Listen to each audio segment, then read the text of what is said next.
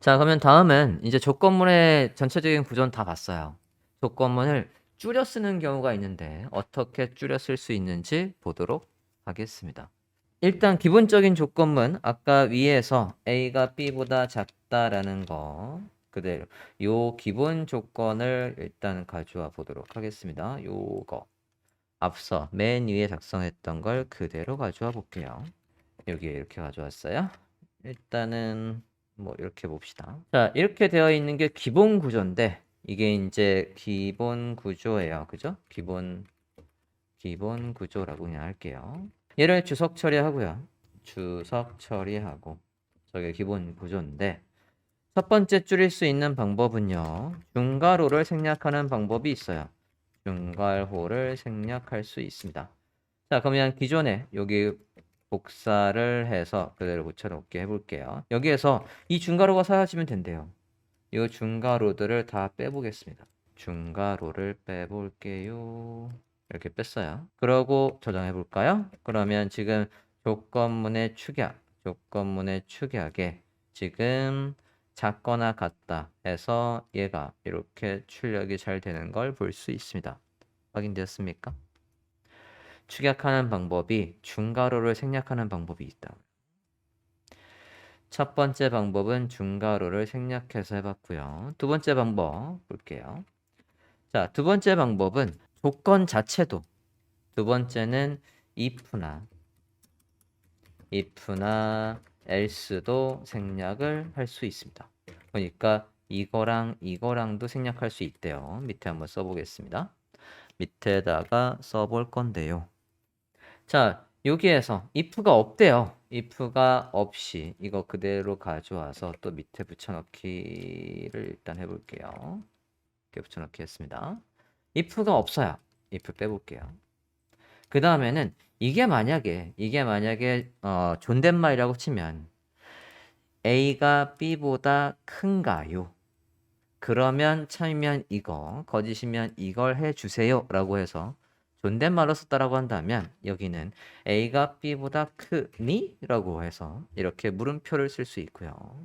말이 짧아집니다. 그 다음에 else도 없다면서요. else도 지워볼게요.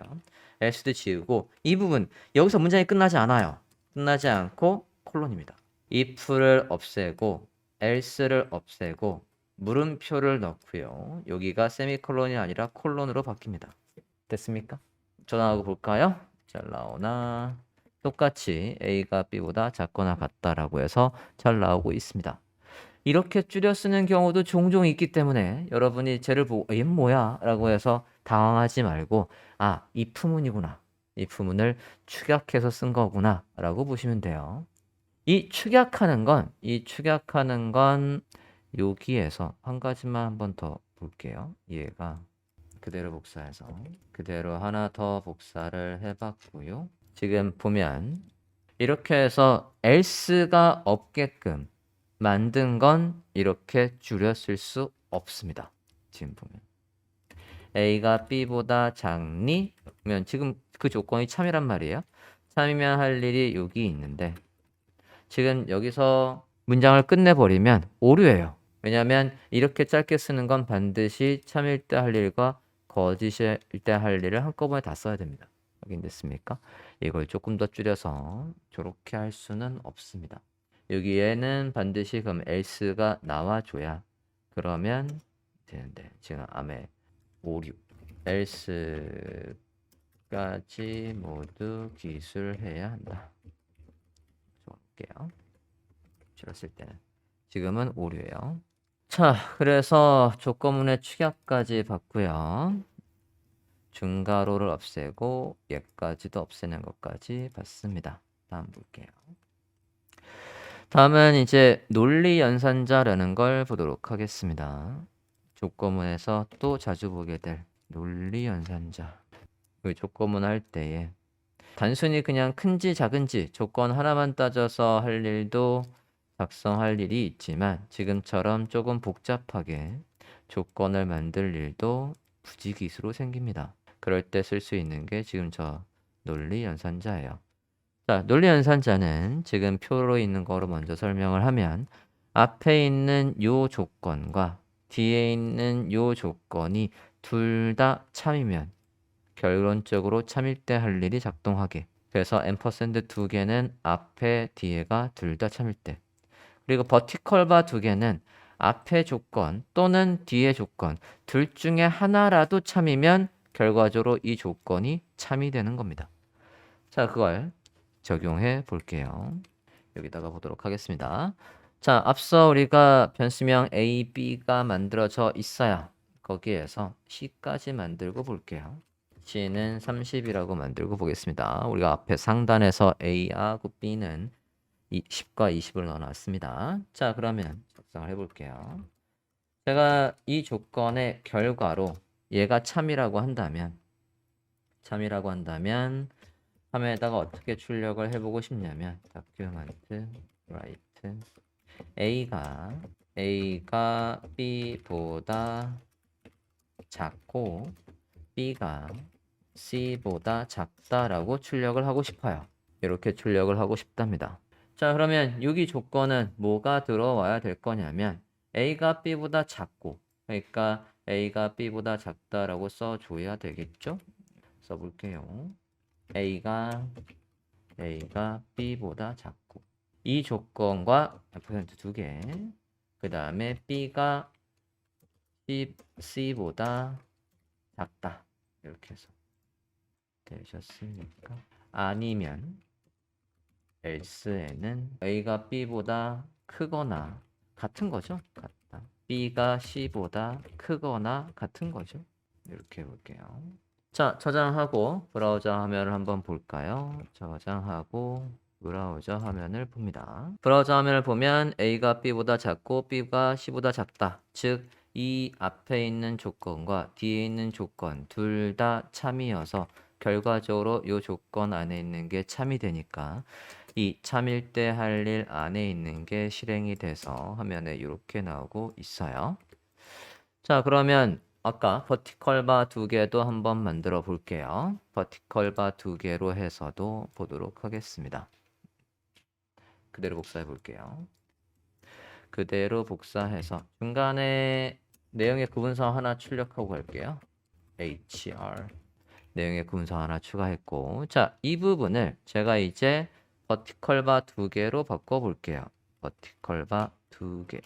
버티컬 바 두 개를 넣어줬습니다. 자, 그러면 이 조건과 이 조건 둘 중에 하나라도 참이에요. 지금은 둘 다 참이에요. 지금은 A가 B보다 작고 B도 C보다 작습니다. 저장하고 보면 당연히 이렇게 잘 나오고 있어요. 근데 만약에 제가 이제 이 부분에서 저 부분에서 하나를 바꾸면 어떻게 될까요? 만약에 이렇게 바꿔볼게요. 이렇게 바꿨습니다. 그러면 누가 나와요? 첫 번째 거, 그죠? 자, 얘는 참이고 얘는 거짓이지만 이게 무슨 뜻이었냐면 둘 중에 하나라도 참이면 이 결과가 참이 되는 거라고 했으니까 얘는 거짓이지만 얘가 참이니까 이 조건이 참이 돼서 결국은 여기 있는 게 나오는 거죠. 그래서 화면에 보면 똑같이 나오고 있어요. 자, 둘 중에 어떤 조건이라도 참이라고 한다면 내가 지정한 효과가 나오게 하겠다라고 하면 이렇게 쓰는 겁니다. 버티컬 바 두 개.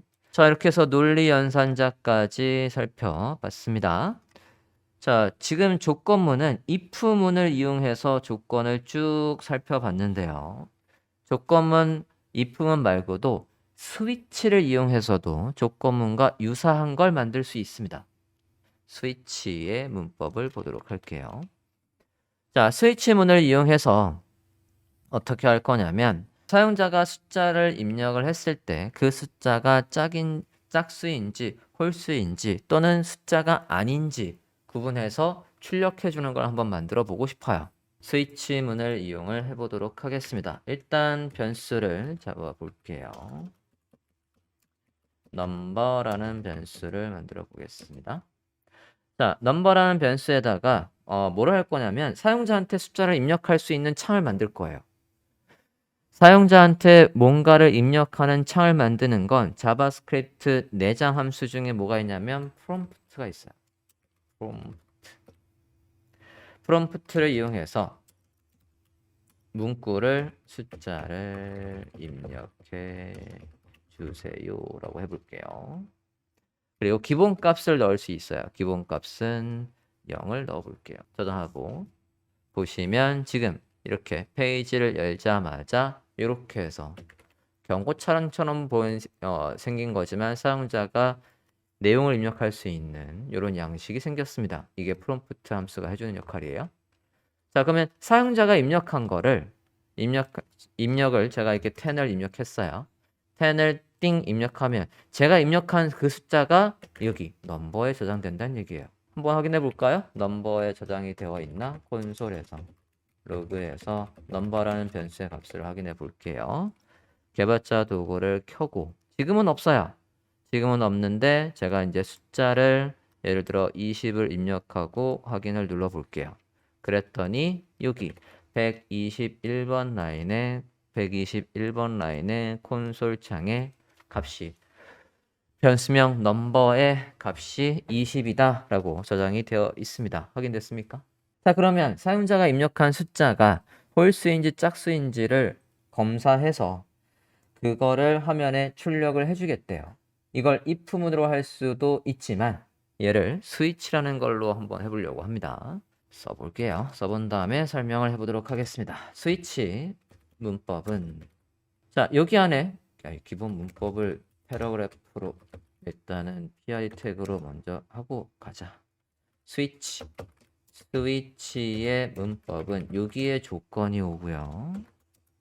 그 조건이 케이스가 뭐일 때 여기에 케이스 안에 값은 뭐라고 하지?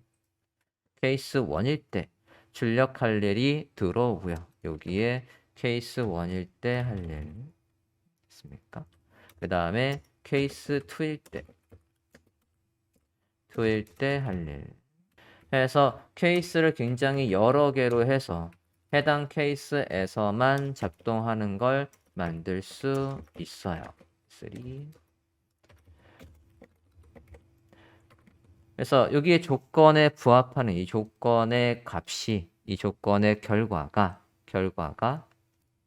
만약에 케이스 1이라고 한다면 여기 있는 할 일을 하고 이 뒤에 있는 건 하지 말아야 돼요. 이 뒤에 있는 것까지는 가지 말고 여기에서 스톱해야 됩니다. 여기에서 브레이크를 걸어서 뒤에 있는 게 실행 안 되게 하는 구조. 그래서 여기 브레이크라는 함수가 작동합니다. 이렇게. 자, 이게 스위치의 기본적인 구조예요.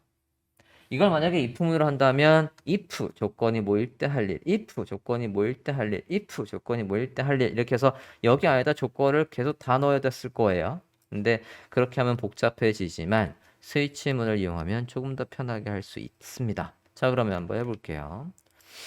스위치.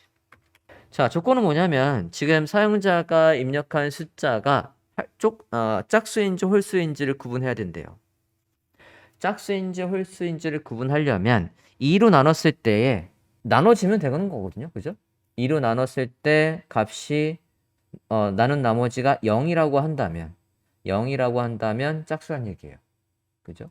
만약에 2로 나눴을 때 나머지가 0이 아니라 1로 떨어져요. 그럼 홀수란 얘기입니다. 그죠? 해볼게요. 스위치 조건은 사용자가 입력한 숫자는 아까 변수명 넘버에 들어온다라고 했고요. 그 넘버를 2로 나눈 나머지가 이란 말이에요. 자, 그러면 얘 결과로 이 자리에는 뭐가 나올 거예요? 0 또는 1이 나오겠죠. 그죠? 그래서 저 값이 케이스 0일 때 콜론이에요. 콜론하고 얼럿을 띄워서 입력하신 숫자는 짝수입니다. 그러고는 뒤에 이제 기술할 문장은 실행하지 않고 여기에서 브레이크를 걸어서 끝냅니다. 요 구조로 케이스 2로 나눴을 때 나머지가 0일 때 2로 나눴을 때 나머지가 만약에 1이라고 한다면 그러면 홀수다 라고 하고요. 그리고 0과 1이 아닌 케이스 기본값은 어떻게 넣을 수 있냐면 케이스라는 게 아니라 디폴트 저 둘이 아닐 때 저 둘이 아닐 때에 할 일입니다. alot으로 2로 나눠서 0이 1이 아니란 얘기는 사용자가 숫자를 입력을 하지 않았다는 얘기예요. 숫자가 아닙니다. 이렇게 해볼게요. 그러면 입력을 한번 해보죠. 제가 33을 입력해 봤어요. 33을 입력해 보겠습니다. 오케이 해볼게요. 그러면 홀수래요. 그래서 장이 나온 걸 볼 수 있습니다. 다시 세로 고침해서 이번에는 2로 떨어지는 20을 입력을 해봤어요. 그랬더니 짝수랍니다. 이렇게 해서 alot으로 사용자가 입력한 게 홀수인지 짝수인지를 확인해 봤고요. 만약에 숫자가 아닌 걸 넣어볼게요. 테스트라고 해서 숫자가 아닌 글씨를 넣어봤어요. 글씨를 넣어봤을 때 숫자가 아닙니다 라고 해서 이렇게 확인을 해주고 있습니다. 스위치문을 이용해서 여기 조건의 결과가 이거일 때 또는 이두저도 아닐 때의 기본값, 여기다 기본값을 안 넣었구나. 기본값 디폴트일 때 할 일, 이게 기본 구조가 되겠습니다. 자, 보겠습니다. 자, 스위치문을 이용해서 이렇게 값이 뭐인지에 따라서 다른 효과를 넣는 걸 스위치로 하는 거 가능합니다. 자, 여기까지가 조건문이 되겠어요.